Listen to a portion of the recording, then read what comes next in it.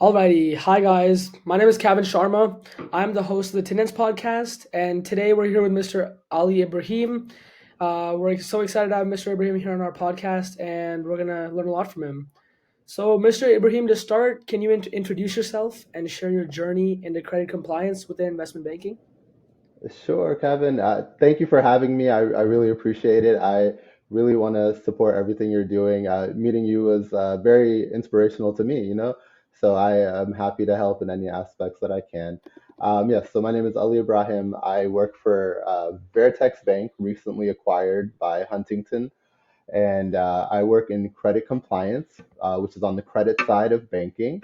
I've been in that position for about 3 years. My ascension was very quick. I started as a credit compliance analyst, went to team lead in 6 months. 6 months after that, I was named the assistant manager director for that role. And getting into that position, my family's always discussed finance at the dinner table. And so it's always been an interest for my sister and I. And so, she was in banking in the past. She made recommendations to where I should work. And when I finished my master's during COVID, uh, I was able to get a position. And it was really a match made in heaven. That's really cool, Mr. Ibrahim. That's great to hear. And like you have from you when you were young, you had a interest in finance. Yeah. So what inspired you to specialize, in like the area of credit compliance and analysis in investment banking rather than like other fields of finance, like private equity, venture capital? What inspired you to be in investment banking? Yeah, and so it was a couple of things. I made a really good contact, a connection, a mentor, a friend in that position who was able to give me access to what the day to day would look like. And this individual is one of the sharpest people that I know. And the way that they describe the role, the challenges, the intertwining with different personalities really made it appealing to me. I think it's a combination because I'm more of an outgoing person, but and to like mirror that with corporate finance sometimes isn't like the best thing, right? Or it doesn't, it's not a realistic outlet for some of those things. And so that was aside from the analytical financial aspects of it, those are what drew me in. Okay, so like you would say it's more of like because like it matched your personality, the networking aspect of it, as well as like the fact that you also like the analysis side of stuff. Absolutely. Yeah. It's not, like I've thought about accounting and, I just felt I would be sitting in a cubicle in the back office working on stuff, dealing with numbers. But I like the interaction. So yes, that's absolutely correct. Okay. My next question would be, what were some challenges you faced early on in your career, and how did you navigate them? Yeah, great question. So my life has been full of challenges and it's made me better for it. And things haven't gotten easier. I think I've just improved and gotten better at handling those situations. Specific to my current career, when I'll just say the pandemic, right? So I started around that time. I was working a second job to make finances fit. I hate twiddling my thumbs, sitting around, and so it was just challenging, right? I was wanted to give everything into my career, but then I'm like, hey, am I wasting time? Because who knows when my progression will happen, when I'll get promoted. I'm like, I still want to make more money. I still want different experiences. Um, During that time as well, my dad had he had triple bypass surgery, and 3 months later, he was diagnosed with bladder cancer. And so, doing all of that, he's great now, but dealing with that and kind of being the head of the household, to a certain extent was difficult. And I was at the beginning of my career, so it's like I don't want to take time off. I don't want to be viewed as a liability in my corporate aspects, right? And so I really had to develop better communication with my managers to let them know what's going on because I've learned that whatever type of person you work with, deal with, um, any political, whatever their political stance is, whatever their religion is, whatever their race is. People are good people, and they want to help you. And so if you reach out and make the effort, they will definitely work with you. And so those are some of the personal challenges and some of the things that I came across early in my career. Okay, that makes sense. That's really cool, Mr. Irby. And like to add on to that question, it like brought up another question that I had would be, do you think that, like people kind of overestimate or like kind of think that, in a professional world, like in finance, it's people think like, oh, my boss is going to be rude. My boss is not going to have any level of understanding. Do you think people like overestimate that and there's like some level of understanding if you go through things, or what do you think about that? I think it's definitely there, but one thing about me is I always hate to generalize because there's so much nuance in everything, right? So in my experiences, the people that I have come across have been very willing to work with me.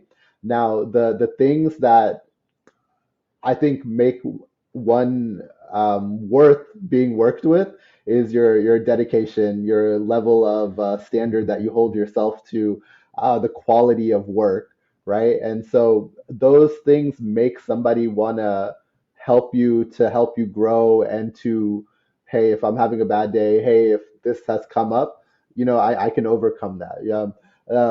Being in management, I've learned that you can't treat everybody the same. Everybody has different needs, and so you have to kind of tailor your approach to that individual. And one of the funny things is like I have a coworker who is always late, right? Always late. He'll text me. I don't care. Whatever, you get there, do your work. But the thing in my mind is like I always know he's gonna come in. And so like, being late, okay, it can be bad. But he's always gonna come in, so he's dependable in that aspect. So I try to take the good with the bad, right?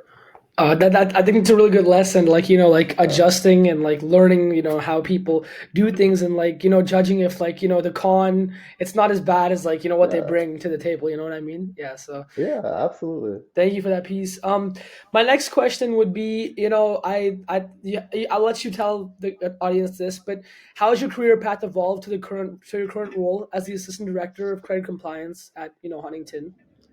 Yeah, so another great question. And you know, I've had a very rocky path in my career and in life, and so when I stepped into my general analyst role, I really felt like I was behind. A lot of my coworkers were younger than me. They were fresh out of college, or they've had a few years of experience. And so I kind of carried that chip on my shoulder. Um, we are always our most harsh critics. The thing that I didn't factor in is my life experiences have made me kind of bulletproof in some aspects to where a younger analyst may struggle with, right? And so my goal was I want to hit the ground running, and I want to reach. I think Malcolm Gladwell said to be an expert in anything, you need 10,000 hours, right? So my goal was to shorten the time for me to get 10,000 hours in my career, and so the way that I did that was, I my working shift was 7 to 4, right? So I started getting there at 6:15, and then I would leave at 5:30 to 6, right? And and over time, like the extra hour, 2 hours that I would put in a day, compounded over 4 weeks, 2 months, 6 months, a year, really elevated my value that I could add to my corporation. And that began to be seen, right? My boss's boss, we would literally race to see who would get to work first. And he is so accomplished, the sharpest person that I've ever met.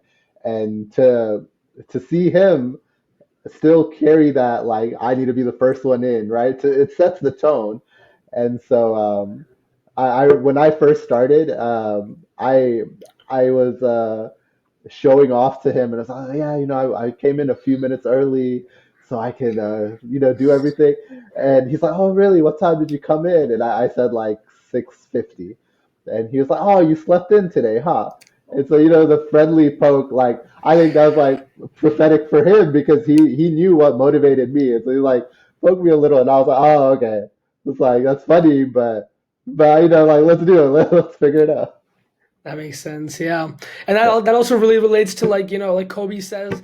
I don't know if you've ever seen the Kobe interview, but he said, like, just by waking up early, you get like a little more work every day, and that little more Yeah. work over like the course of a year, it adds up. You know what I mean? You get 1% Yeah. better every day, then over a year you get like 365% better. You know what I mean? So Yeah, and then I have heard him say something like that, and then the thing that I took away, it's like over time your competitors, your peers, though you'll be leaps and bounds above them because of that additional time, right? yes, sir. That's yeah, that's really great, and it translates into your career.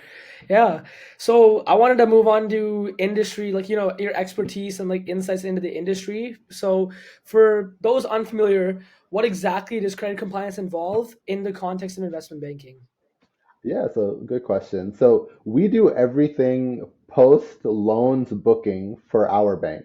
And so once the lender has brought the business in, the borrower, they've come to terms, they've executed the deal, they've signed all the documents.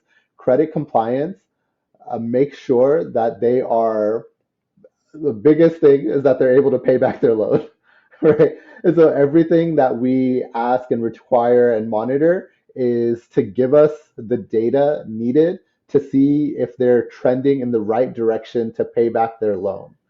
And so we monitor if they have submitted documents relevant to that, one aspect. So we need their tax returns, their financials, personal financial documents for guarantors. Then we run um, covenant testing to see how they're able to pay back their loans. We use debt service coverage ratios to do this. So we'll also do those calculations. We'll use their financials to spread them to see how they're trending. Have they made money? Have they lost money?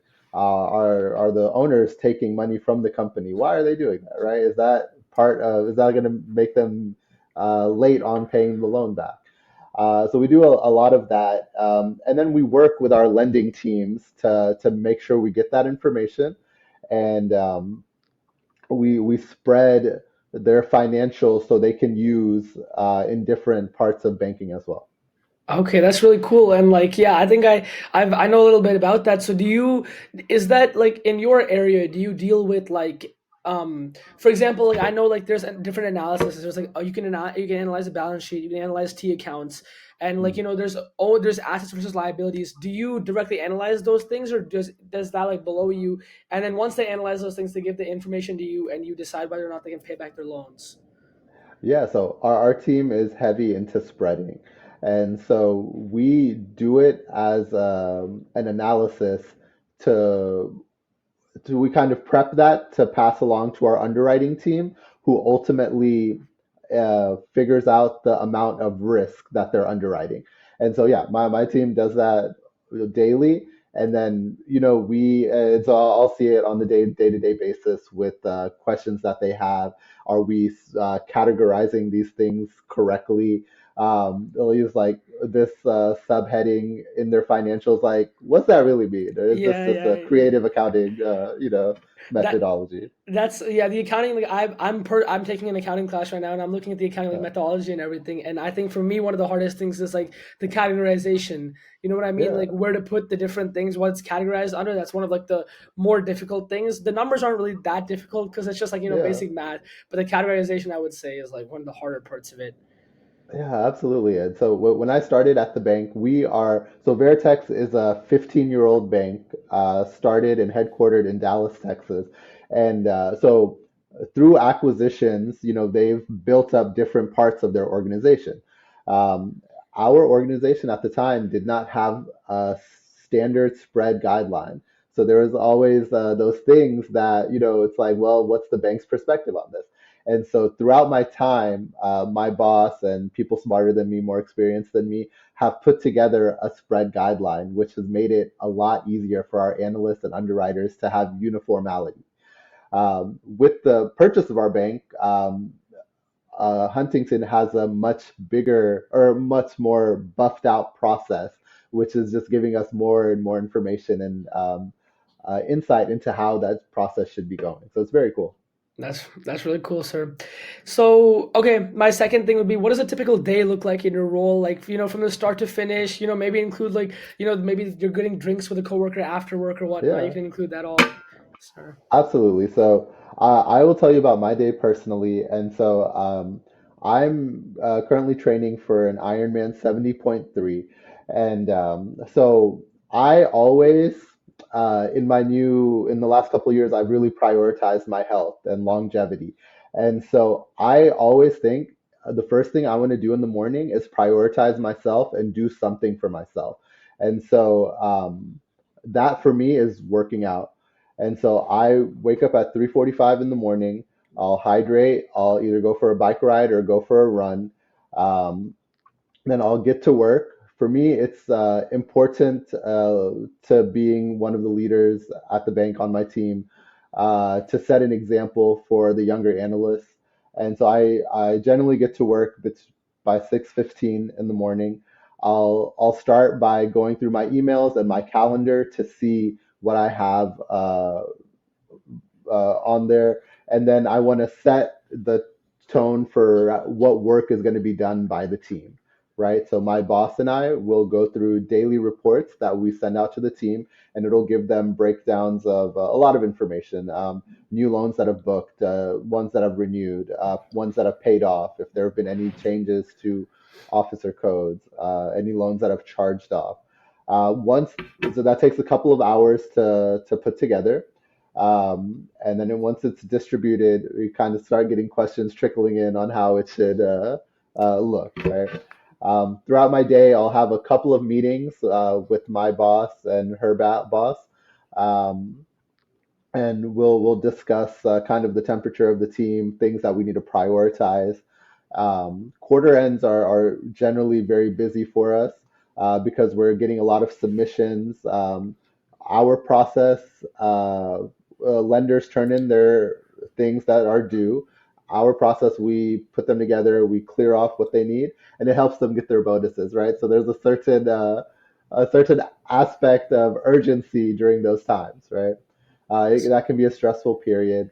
Um, During lunch, if I have time, I go and lift. I go and lift at the gym, which is walking distance from my office. Make it back in. I'll eat lunch. I'll take my vitamins. I'll check in with the analysts in the afternoon. A lot of days, a lot of the younger analysts can get overwhelmed with a lot of the work that we have. It's just part of it, and it's just managing their workload and their mental stability, right? Do they need some time off? Do they need to go take a walk? Do we need to go to happy hour? Um, and so a lot of times we'll take them out to happy hour. We'll grab a drink. This helps build camaraderie with your teams, and then uh, a lot of times we'll invite executives and people with more experience. And this is great opportunities to pick their mind about how they've got where they've gotten, and tips and tricks of the trade. And and so it's really all valuable. The networking part of it is so important. And then I'll go home, shower, eat dinner, and I'll try to be in bed between 9 and 10 and get it all Okay. over. Wow. So that seems like a very balanced day. So you wake up at 3:45 and you go to bed like 9 or 10 p.m. So that's I try to. I aim to. that's a really cool day. And adding on to that, I heard you like you told me you're telling us about how you balance your team, and like sometimes you manage like your people who are under their workload. How important do you think it is to build team morale and actually like make sure your employees are happy as well as getting work done? Yeah, so it's so important, right? Because I'm 37. I'm a millennial, and so I'm kind of in between the generation of boomers and Zoomers, and it's my bosses have certain expectations because when they went through their work, it was a different expectation. Same with me, and same for them. And so you're constantly balancing expectations. And I think the best way to do that is through communication. I like to have an individual approach to everybody. It takes more time and it takes the mental wherewithal to endure conversations. Like this person may need a vent, right? This person may need a kick in the backside, right? And so we're always kind of managing them. I love psychology, so it is second nature to me. Um, but like I think it's important to see what makes someone tick, right? Because all of us are here for different reasons. Like, is are you here for the paycheck? Are you here for personal pride? And both of those things, there's no better or no worse, right? They're just different. And so if I can motivate one individual by catering to those items, that's I think the best way to do it. Okay, that makes sense, sir. Yeah, that's really cool, and like it's really cool that like you really put so much effort into getting to know people. I think that's a big part of like being in finance and networking and everything, because it is like I feel like finance is one of those industries where like people care more about personal relationships rather than just like the technicality of it all. They care about Yeah. personal, yeah.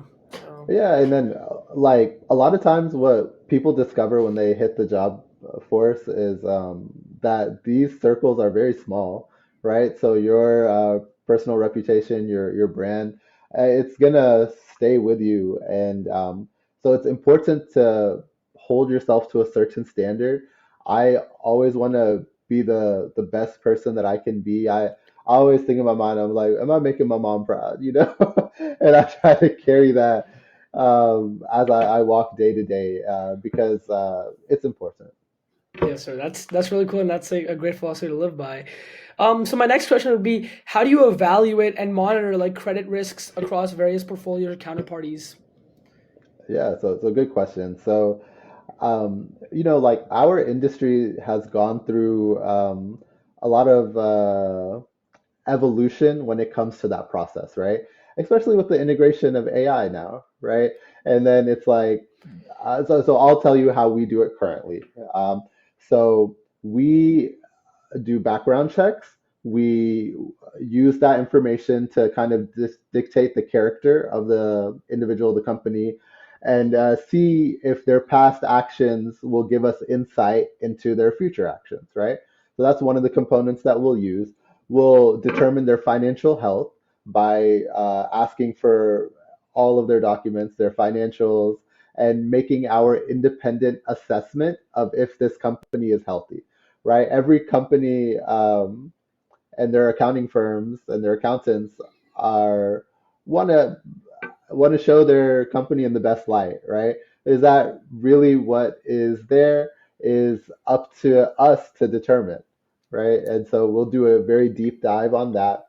Some of the cool things to kind of factor in or think about as well, like current things going on in the world, right? Like we have aggressive tariffs that have hit the onset in the last 6 months, right? So now we have to factor in how these companies are planning to deal with that, right? And so we just constantly evolve to to hit the mark to get the most information, but also the best use of that information. So it's very interesting. Now, I'm interested in my new role with Huntington, how a much bigger institution with their resources, how they've integrated AI into this process. So it'll Yeah. be cool to learn. Well, we can follow up on that next time we talk. Yes, sir. And adding on to that question, I think this is a question that a lot of people have, especially from people that are my age. I'm 16, gonna exit high school, maybe even college students. How do you think that AI is gonna affect finance versus like because other industries such as like computer science, that right now the job market is like it's really hard to get jobs within like Yeah. different fields. Computer science, engineering is also getting a little harder. Like different industries are getting harder to get jobs into. Do you think finance is going to be affected a lot or not really? That's a good question.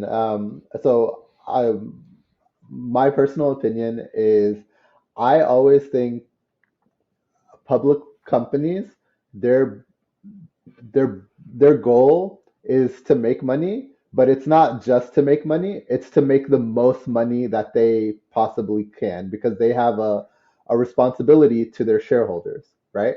And so with that, they're going to find the most uh, economic way to do something right. And so I think it's going to be impacted a lot.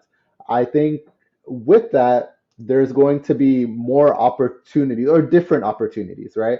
It's going to be up to the individual to pivot and make themselves valuable in those markets.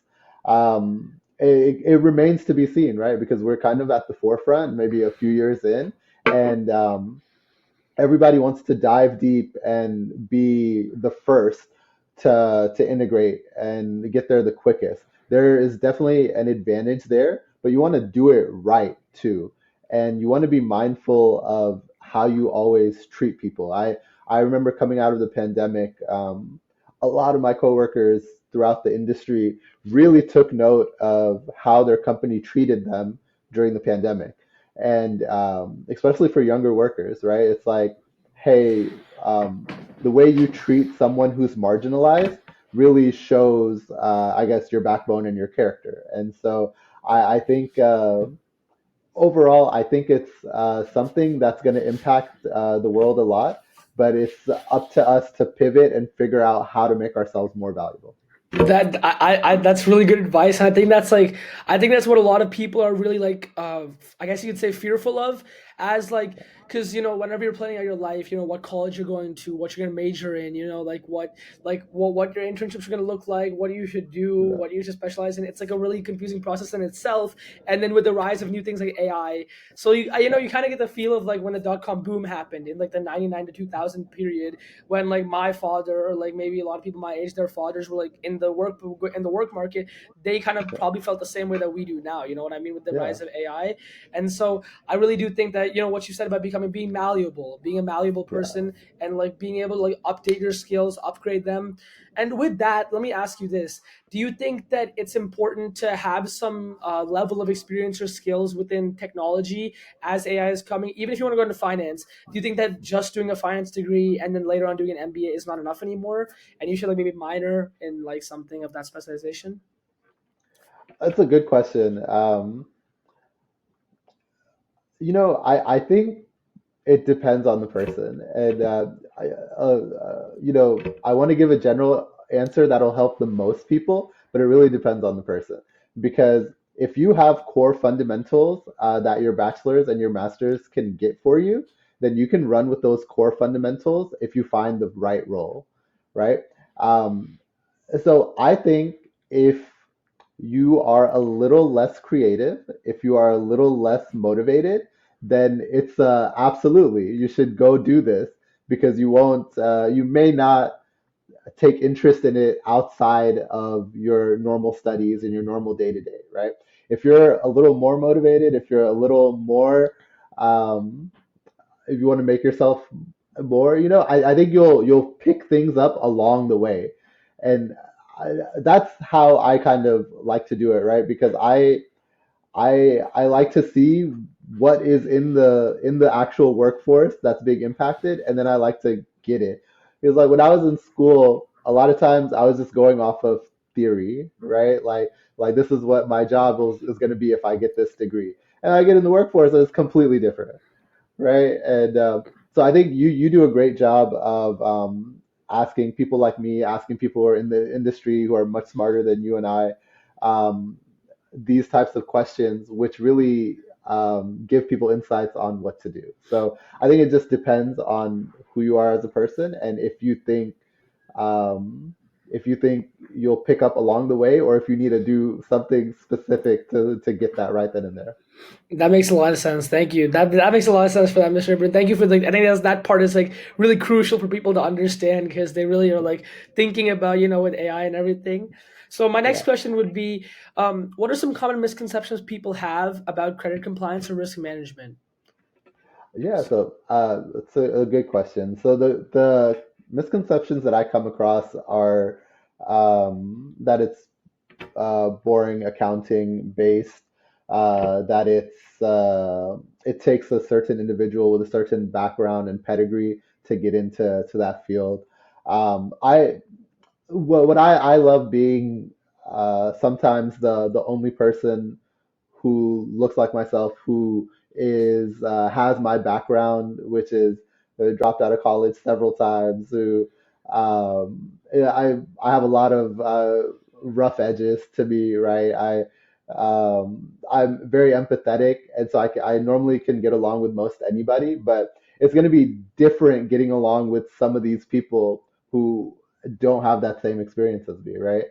Um, so I think it's just very interesting. Yeah, I just I just love being the best version of myself to get myself there, you know. Yes, sir. That Uh, makes sense. So you think like the one of the biggest misconceptions would be like people think it's boring and it's just like redundant, but it's such a complex field and thing stuff that it's hard to judge it like that. yeah, so I think there's a lot of depth to it, and so I think the vast array of skills that you have really benefit you when you dive feet first into the this career. The misconceptions, I think, a lot of people think that it's something that you have to go to school for, you have to have a certain pedigree for. But I think I can teach someone how to do it. So like I think it's more important to work hard and be coachable and manageable to be able to get where you are. A lot of the world that we live in, you have to have degrees, you have to have this pedigree to get your foot in the door. You know, I think with AI, I think that we may see a shift in that. So I think it's going to be interesting. The misconceptions are, I embrace all misconceptions, right? It's like let's have a conversation, let's figure it out, let's talk it out, and I love the platform to where you can kind of I can expand on it, and people get here like, oh, that's not what I thought. That makes sense. And that's really valuable to hear. Yes, sir. Thank you so much for that. My next question would be, how do you think that credit compliance integrates with other divisions? I think you mentioned it earlier, like underwriting, trading, or asset management. How important? Like my overall question would be, how important is it? Credit compliance in the entire company running as like a well-oiled machine, and delegating Yeah. tasks and everything.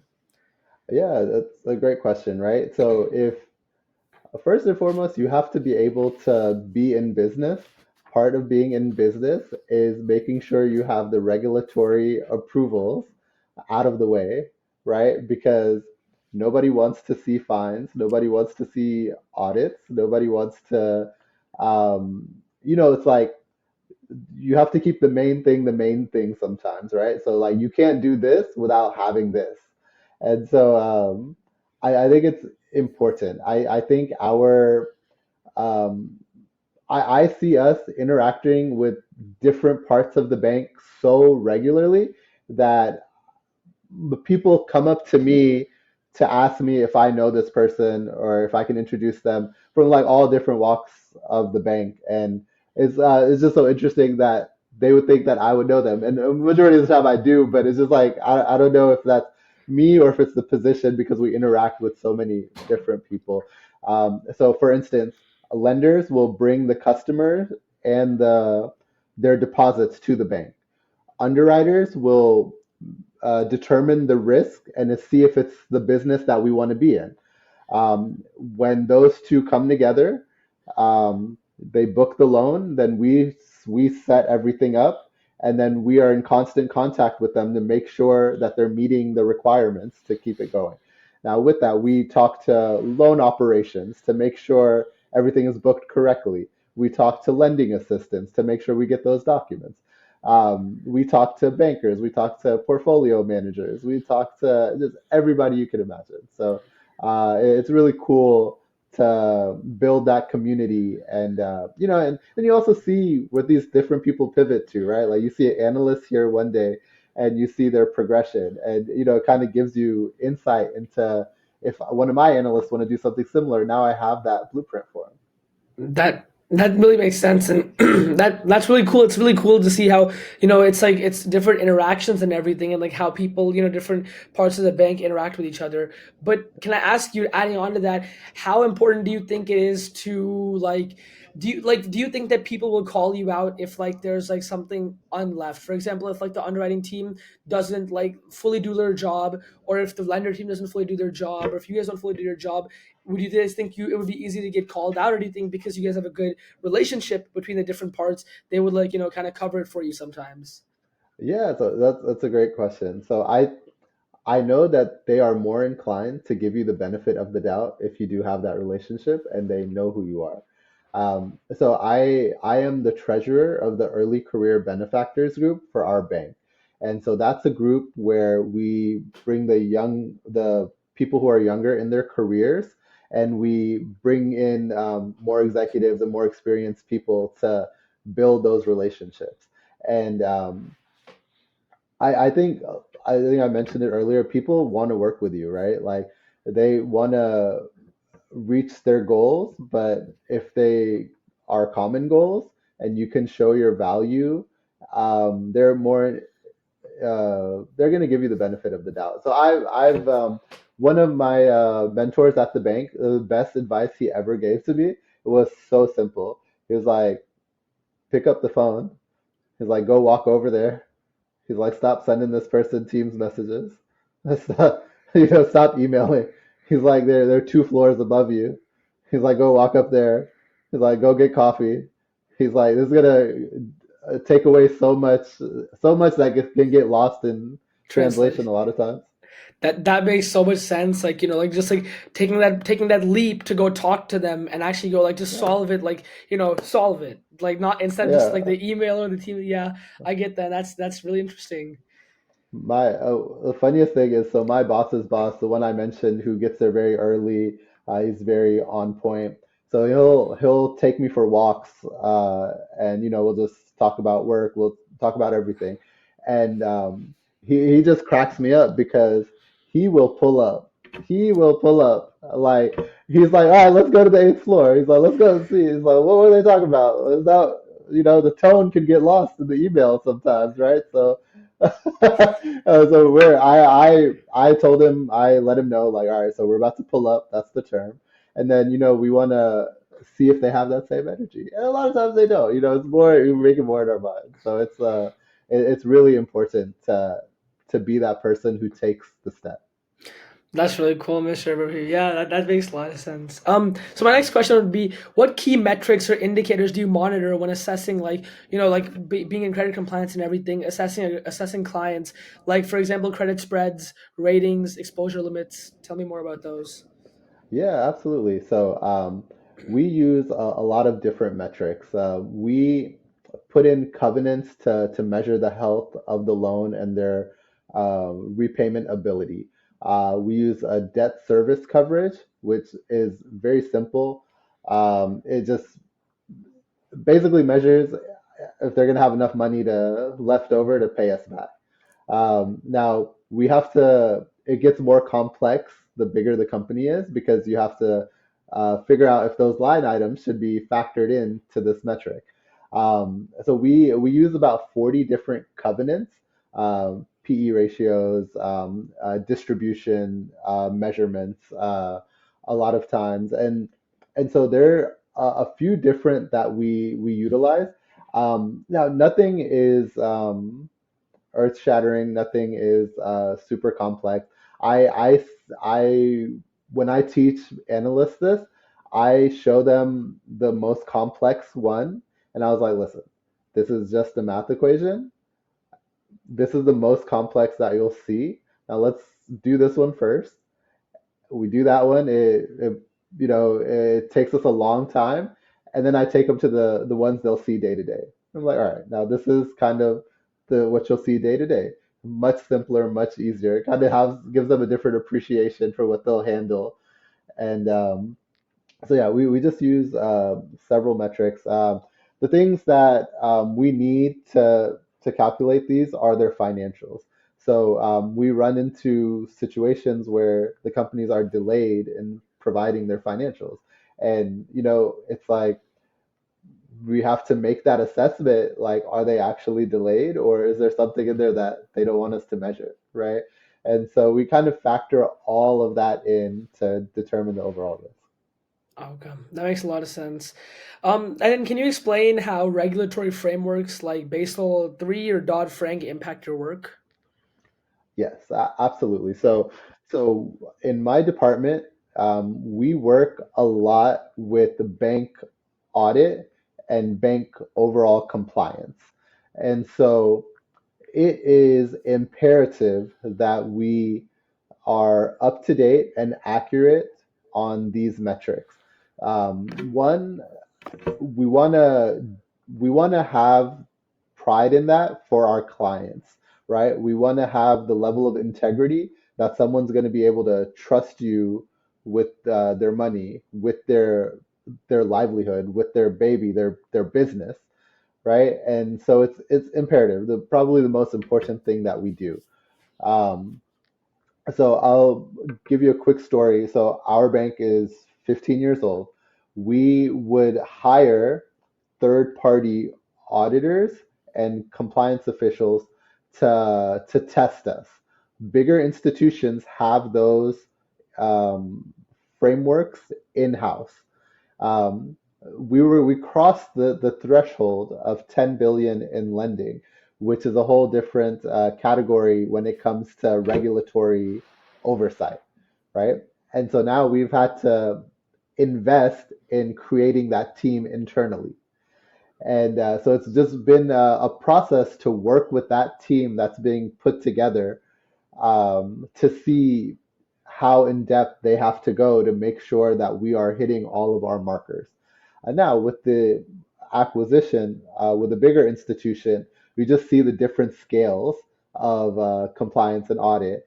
And so where we may have a team of 15 to 20, they'll have a team of 200, 300, 400, 500, just because it's needed. Oh, okay, that makes sense, and that just shows how efficient that your team is. You guys like do the work Yeah. with a smaller amount of people and everything. Okay, my next question would be, how do you ensure compliance while still allowing the business to take on strategic levels of risk? So essentially, like, how do you allow like a business like, okay, you can take this risk. It might not affect your loan that much, but you still want to help your company make sure that you get your money back. Yeah, so that's a great question. And that's one of the things that we run into the most, right? Because we have, when you're a community bank, you work with a lot of owner operators who are at their very core entrepreneurs, right? They have started their business from nothing and progressed to something. So they are going to be super involved, which is a double-edged sword because you want someone who is fully invested. On the back end, you get a lot of questions, a lot of requests, a lot of um, financial soul searching for exactly what you asked, right? So ultimately, in our job, our responsibility is to protect the bank. So we have our guidelines that we keep as a foundational baseline. Now, if there is a conversation that needs to be had, that's when we get the executives, the credit Yodas in a room with with everybody involved, the banker, right? The banker knows everything about the borrower, right? They know how many kids you have, your dog's name, where you go to church, just everything. So the banker, I'm sorry, the borrower would have to convince the lender. The lender would have to convince the credit people that, hey, this is not how we do this standard. I believe in this business. I believe in this individual. And then we make exceptions. We make loan policy exceptions, not all the time, but to worthy businesses. And so it's not something that's out of the norm, but it would just depend on the character of the borrower and their their financials to see if it's something that if I invest in him, is he going to take it tenfold and will we be paid back? And so it's just a delicate balance, but it's very interesting to go through that process. That sounds very interesting, and like that just brings up another question that I have. And like, so initially when I like started like learning about finance and everything, I thought about like going into venture capital. And what you kind of described sounds a lot like Yeah, what venture capital, like identifying a company that's like a unicorn company, investing in mhm. that, and it'll like give them returns tenfold. So how do you so like making me hear that how you guys sometimes like loan policy exceptions if you believe in a company, etc., etc. It makes me think that a lot of the industry and finance, they all like intertwine to one another. Like that decision that you'll make, it relates to venture capital. Like oh, I believe in this company, so I'm going to invest Yeah, in them. That's like at the core, that's what venture capital is. So how do you think yeah. that overall industries and finance intertwine with each other? Oh, so much. A lot of times, what I'll see is the owner operator, entrepreneur, businessman. They'll come to the bank first because that's the kind of the standard process, right? It's like you go to the bank, you ask for this money, the bank doesn't believe in you or they underwrite very conservatively. And now it's like, okay, let me find alternative financing methods, right? A lot of times we'll go to venture capital who may have a bigger war chest and they're looking for that's their strategy, right? A lot of funds want to be able to invest in 10 or like 50 to 100 different things and they want realistically five things to pay out 10 to 100 to 200 to 1000 x, right? And as a bank, because we carry money for our customers, we have to be more conservative, right? Because uh, it's not money from investors. It's money from that family that's your next door neighbor. It's money from that mother who's a single mother who has a bakery because she's baked cakes for 20 years and now she's finally put everything into having a bakery, right? And so we intertwine all like it's constant, right? It's the same thing, but it's just different levels of risk that you take on. That's actually really interesting. So it's like, yeah, because venture capital, they're much more of like they have a bunch of money and they'll lose a lot of that money. While banks, like their thing is like, oh, we want to make smart investments, and like it's kind of like stocks versus ETFs, isn't it? Like Yeah. venture capital are like stocks, high growth, high risk, everything. While banks are like mutual funds and ETFs, low risk, maybe a little Yeah, less growth. You know what I mean? So it relates to that yeah, a lot. That's really cool. yeah. That's a great observation. It's very similar to that, and it's funny because it's the same but different. But you're exactly right. I love that you were able to draw that comparison. Sure. So my next question would be, okay, I think we already discussed technology and evolving trends. So I'll go into more of, how do you see like specifically the role of credit compliance evolving in the next 5 to 10 years? Yeah, so that's a really good question. I'm going through it currently with our acquisition, right? The bank that purchased us, they have a more buffed out process of how they like to do things because instead of our community bank doing this for 1,000 loans, they're doing it for 100,000 loans, right? So the same process is not realistic for a much bigger scale. So I think it's going to change a lot. Um, and that's not a bad thing, right? Like we want to have efficiencies built into our processes.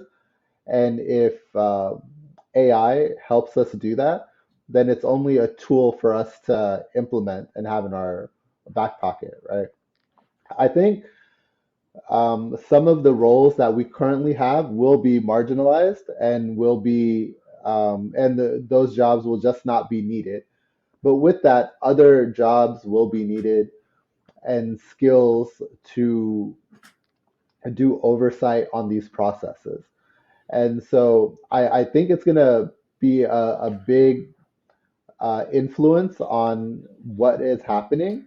But I just being like the annoyingly relentless, positive, optimistic person that I am, I see every closed door as an opportunity to pivot and find something that can be done bigger and better than we ever imagined.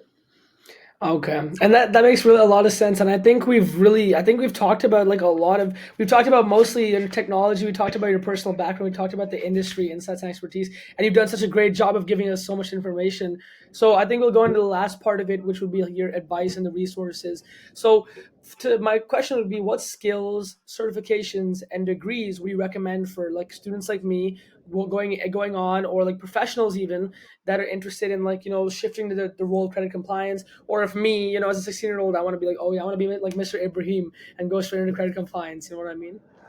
Yeah, definitely. So this is a great question. I would say a lot of the things that are used in the real world are things that we have access to, but we're just not experts on. When I joined my role, I really had room for growth in Excel, for Power BI, for Python, for a lot of these things. And, I've always had relative access to these, but, I wasn't able to connect the dots to realize like, hey, I would probably need this. And so, you get your bachelor's, you get your master's a lot of times nowadays to get your foot in the door. But there's so many different ways to reach success, and everybody's definition of success is different, right? So I would say invest in what interests you and what you can do. Uh, like a lot of times, another thing, Kobe, is like you have to fall in love with the process, not the end result, right? And so I always tell people, what are you going to be able to do when you're tired, process wise, right? It's not that I want to be a millionaire, not that I want to have social clout, whatever. It's what are you going to be able to do when nobody's watching that's going to build yourself to get you to that end goal. And so I would just think the more skills you have in a broad array of fields, it just makes you more valuable, right? One of my friends that works at the company he's like, I asked him how he got to his role. He's a director level, overseeing two different very complex practices, and he was just like, he's like, I just never said no to a role, and he was like, I'm in banking. He's like, this is where I want to be. He's like, I did a great job here, so I got offered this role. I had no idea how to do it, but I took it and I figured it out. Same thing happened 2 years later. I got offered this. I had no idea how to do it, but I took it. And now he's slowly armoring himself to have so many different levels of experience and knowledge that you're going to be valuable in some respect to someone. And so yeah, I just say a broad array of information. And that's so interesting, and I think that really relates to like the fact that you have to get out of your comfort zone, and like a lot of times in life, like that's just the reality. Like you have to get out of your comfort zone and try new things, and that helps you in the longer run. Would you say? Wouldn't you say? Absolutely. So I read a book, and one of the things that really stood out to me was it was how people parent their children, and a lot of times we view failure as with a negative connotation, and this thought was to advocate for failure. So they would ask their kids, "Hey, what'd you fail at today?" So they would champion failure because it means you stepped out of your comfort zone and tried something new. So it's like, oh, you're 5'1". How was basketball tryouts? I got blocked 10 times. Okay, but you were you able to get a shot up? Yeah, eventually the 11th shot. Okay, so you did something. You stepped out of your comfort zone, and a lot of times that's when the biggest growth happens. Oh, that's really a valuable piece of advice, and everything you said, everything you've told us is so valuable. Thank you so much. My next question would be, I think this is a lot of what people want to know, and getting into finance, people think about the money, but can you give us like a realistic expectation of like from the start of your career to like now, a range of like how the bonuses progress and where they start and everything? Yeah, definitely. So I started at the entry level position for my job. I had a bachelor's and a master's. I had experience in banking on the retail side previously.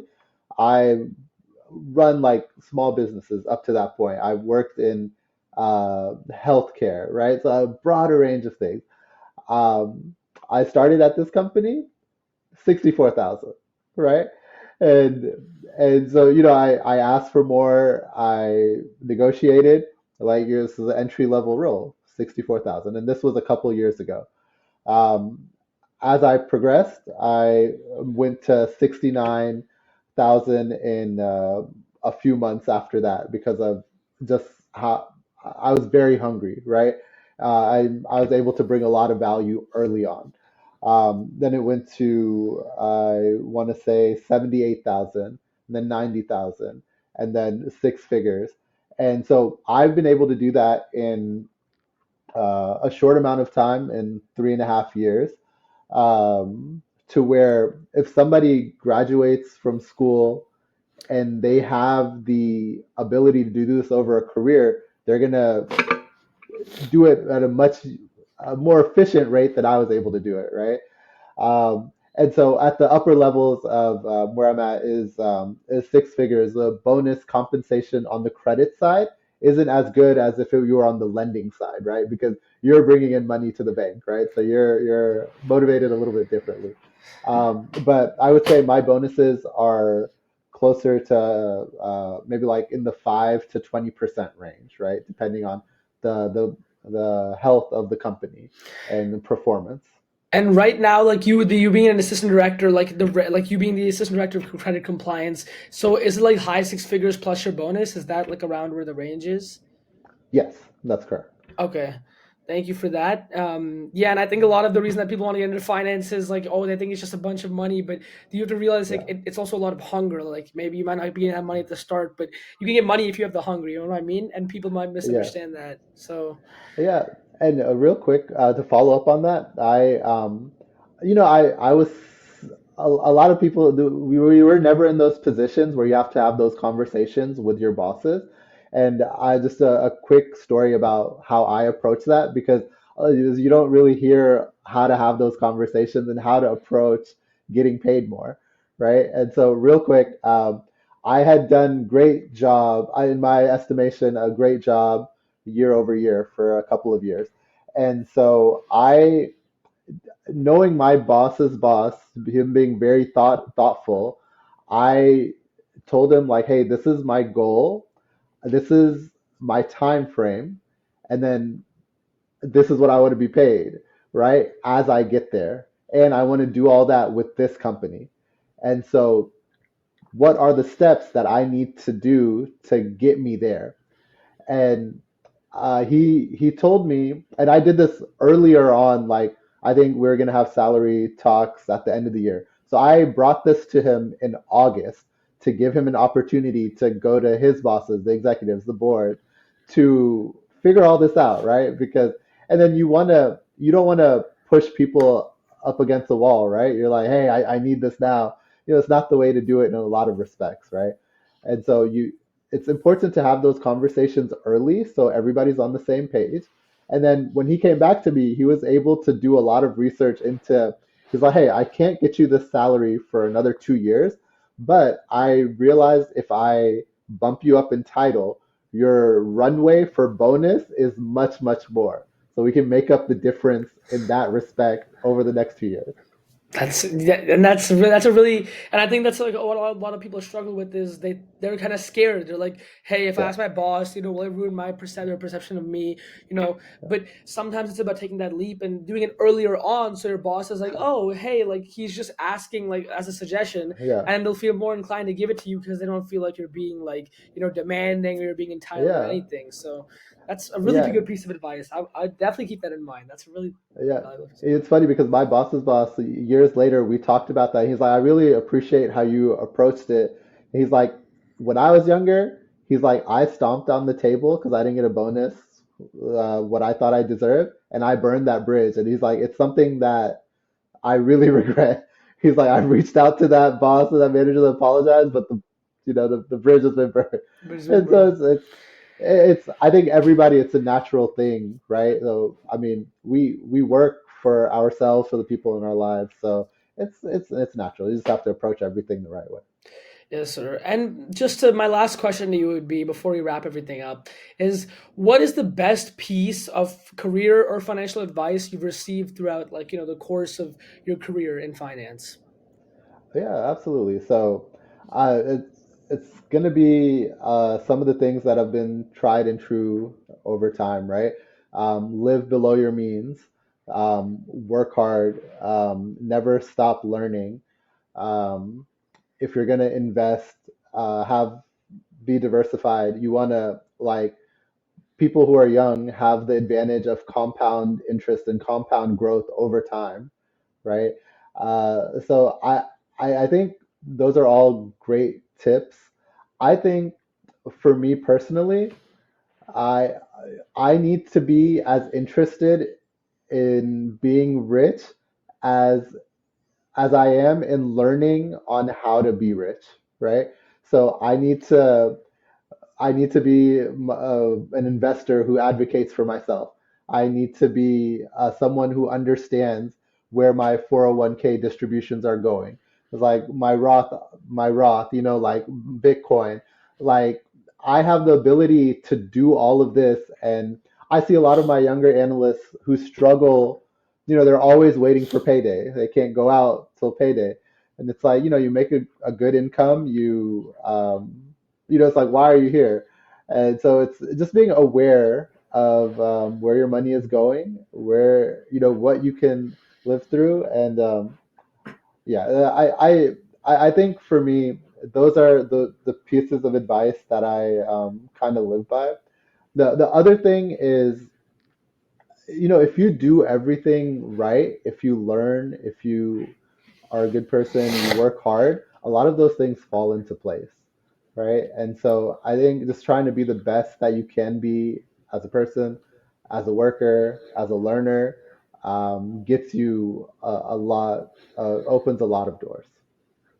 Well, thank you for that, Mr. Ibrahim. Like some of the sometimes like the pieces of advice that people say are like just the tried and true, what you always hear, and the classics. Even though you always hear those, Right. but it's true. That's why you always Yeah. hear those. So thank Yeah. you so much, Mr. Ibrahim, for all of your advice, for answering all the questions. We discussed a lot of valuable information today. I'm sure the audience also would want to connect with you. So, where can listeners connect with you and learn more about your work? Yeah, absolutely. And so LinkedIn would be the best avenue. Ali K Ibrahim, AliKIbrahim, to connect with me. I post a lot of updates to my life, my career on there as well. And I love to connect with people. And I've been the benefit of people lifting me up throughout my process. And so I want to do anything that I can. And yeah, so please feel free to reach out. Okay, thank you so much, Mr. Ibrahim. So with that, that is wrapping up our episode of Tinance. My name is Kavin Sharma. Again, I'm your host, and wanted to thank Mr. Ibrahim for coming on here today and having a great chat with me, a great conversation with me. Taking time out of his busy day, his rest day. He works so much. So thank you so much, Mr. Ibrahim, and let's stay in touch, and maybe we'll do another episode in the future. Sounds great, Kevin. Kevin, I really appreciate you. Again, you've been inspiring. I love what you do for your audience when you put yourself out there. So look forward to anything I can help with.